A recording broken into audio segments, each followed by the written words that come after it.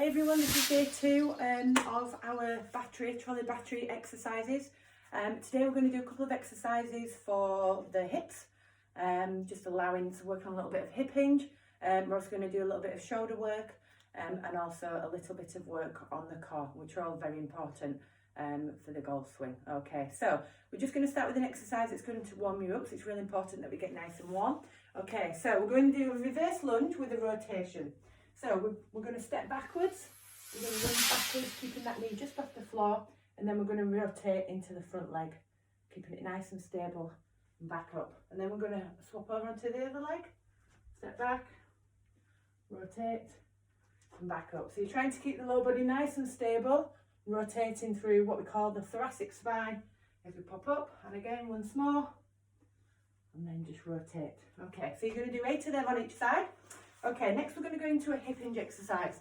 So the hip hinge is really important for setup posture, not only to get into that position, but also to maintain that position throughout the swing. Okay, so you're going to use your trolley battery, okay, and you're just going to place that onto the floor.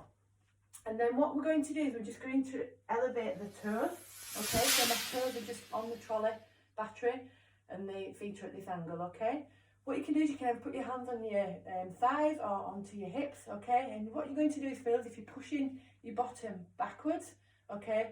Thus you're using the hip hinge. And you want it to go as far back as you can and as low as you can, okay? So what I want you to try and avoid is too much rounding through here. So as soon as the hips stop moving back, so you might get stuck there, that's as far as I need you to go. You can bend down a little bit, but it's all about working them hips. So you're just going to drive back, and then squeeze the bottom to come back up. So you should get a really nice stretch down the back of those legs.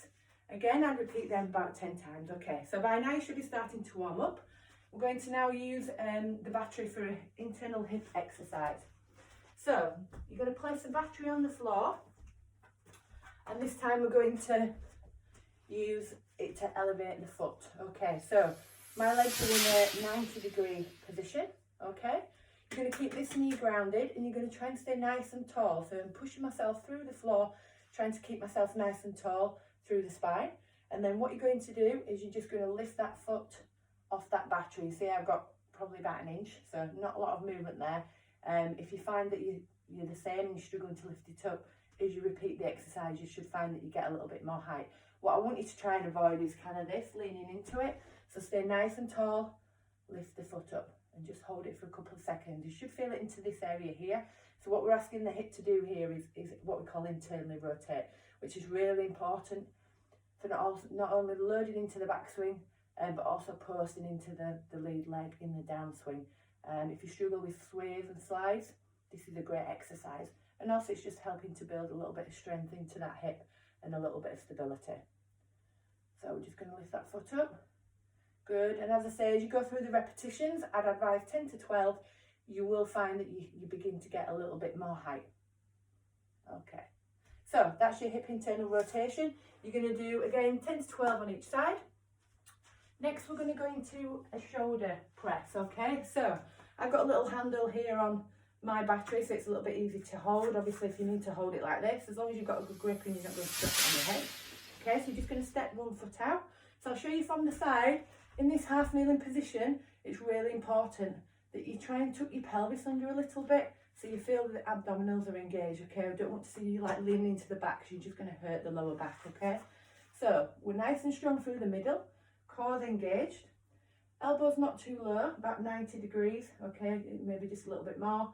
And then what we're going to do is you're just going to push the battery above your head. But I don't want you to compensate through here, so try not to arch into your back. Shouldn't feel anything here. Should feel nice and strong through here, and then back down. And then she's going to push. And try and put a little bit of speed on there, so there's a little bit of intention to push up to the ceiling as fast as you can while maintaining this. So you should not only feel the shoulders working with that exercise, you should also feel the core and the hips working just to stabilise that lower body and the pelvis. Again, which is really important for stability through the golf swing. Okay, so last exercise is predominantly for the abdominals, but also the hips again. So what we're going to do is some reaching dead bugs. So with this one, it's a little bit similar to the exercise we did yesterday, but we're going to keep the battery up towards the ceiling as we lower the legs this time as opposed to the arms. So you're going to lie on your back.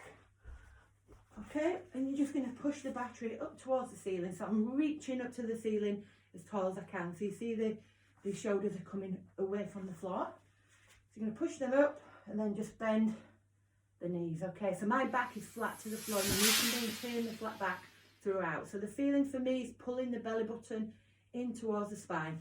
Okay, and we're going to take a big deep breath in, and then as we breathe out, we're just going to slowly lower and extend one leg.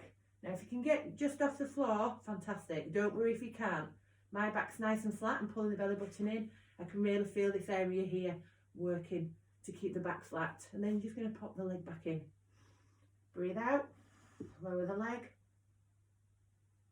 and back up. So tempo and control is really important here. If you rush the exercise, yeah, you won't develop that control. And it's control that we want. Okay, I'll just do once more. Little hold. And back up. Okay, and you might get a little bit of a wobble on there as well if you're not used to using them muscles. Again, I would try and start with 5 to 6 on each side. It depends how difficult it is. And just keep the tempo nice and slow. So give them exercises a go today. Try and challenge yourself. Maybe do 2 or 3 sets of each exercise. Again, just make sure that your technique's really good, so concentrate on that. And then I'll be back tomorrow with some more exercises for you to enjoy.